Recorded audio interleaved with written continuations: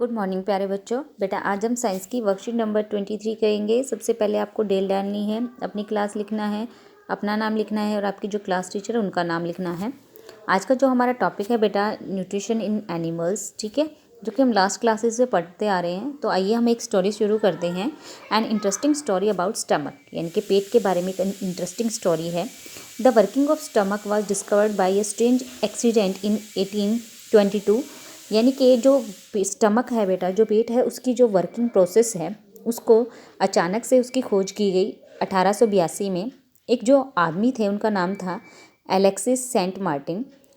Was badly hit by a shotgun, यानी कि एक वॉर हुई थी, लड़ाई हुई थी जिसमें उसको गोली लग गई थी। The bullet had seriously damage the chest wall. तो जो गोली लगी थी बेटा, उसने जो उसकी चेस्ट थी, जो छाती वाला हिस्सा था बेटा, उसको बुरी तरह से डैमेज कर दिया था। And made a hole in his stomach, और उसके पेट में एक छेद हो गया था।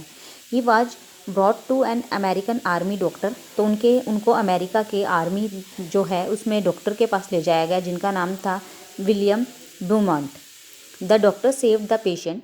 डॉक्टर ने पेशेंट को तो बचा लिया, but he could not close the hole. जो छेद हो गया था उसके स्टमक में, उसको वो प्रॉपरली बंद नहीं कर पाया। और उसने क्या किया, एंड लेफ्ट इट बैंडेज्ड, और उसने सिर्फ उसकी पट्टी कर दी।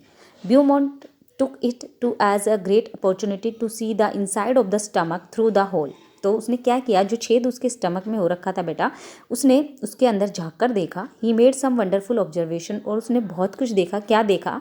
ब्यूमॉन्ट found that the stomach was churning food, कि जो हमारा पेट है, स्टमक है बेटा, वो भोजन को पचा रहा है। It's wall secreted a fluid, जो पेट की जो वॉल्स हैं, दीवारें हैं, वो एक फ्लूइड सीक्रेट कर रही हैं, which could digest the food, जो कि फूड के डाइजेशन में हेल्प करती हैं। ही ऑल्सो ऑब्जर्व दैट, उसने ये भी ऑब्जर्व किया, the end of the stomach opens into the intestine.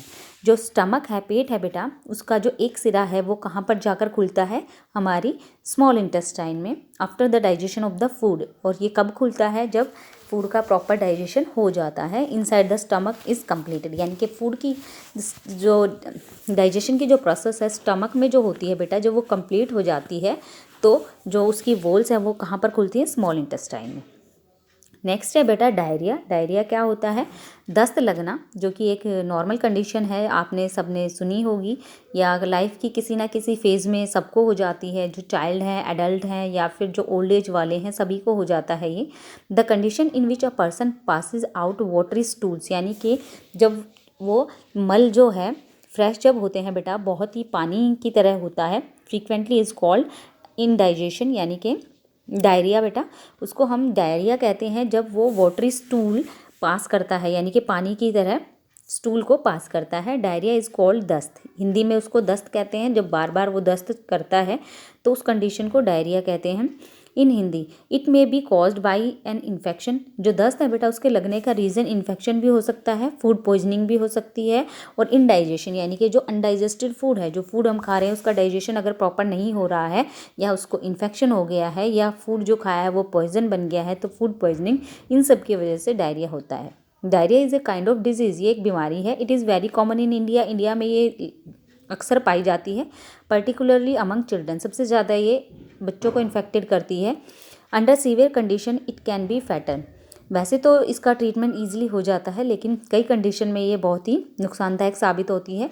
This is because of the excessive loss of water. इसका रीज़न क्या है कि जब दस्त लगते हैं तो वाटर का लॉस ज़्यादा हो जाता है, और हमारी बॉडी से वाटर और साल्ट दोनों को बहुत फ्रीक्वेंटली लॉस हो जाता है। Diarrhoea should not be neglected, तो इसलिए हमें इसको नेग्लेक्ट नहीं करना चाहिए। Even before a doctor is consulted, यानी कि अगर हमारा स्टार्टिंग फेज है, दस्त लगे हैं, तो डॉक्टर को दिखाने से पहले हमें क्या करना है? इट शुड बी, घर पे ही जो पेशेंट है उसको प्लेंटी ऑफ बॉइल्ड वाटर देना चाहिए, यानी कि उसको बार बार पानी पिलाना चाहिए।